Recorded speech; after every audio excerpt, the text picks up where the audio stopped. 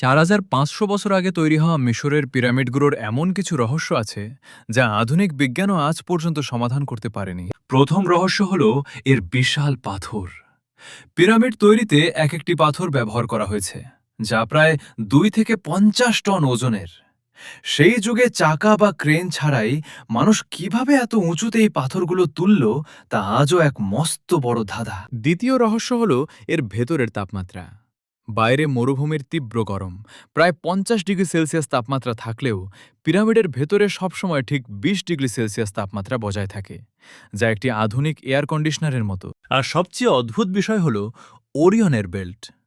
আকাশের ৩টি বিশেষ নক্ষত্র যেভাবে সারিবদ্ধ থাকে, গিজার ৩টি পিরামিডও ঠিক একইভাবে মাটির ওপর সারিবদ্ধভাবে তৈরি।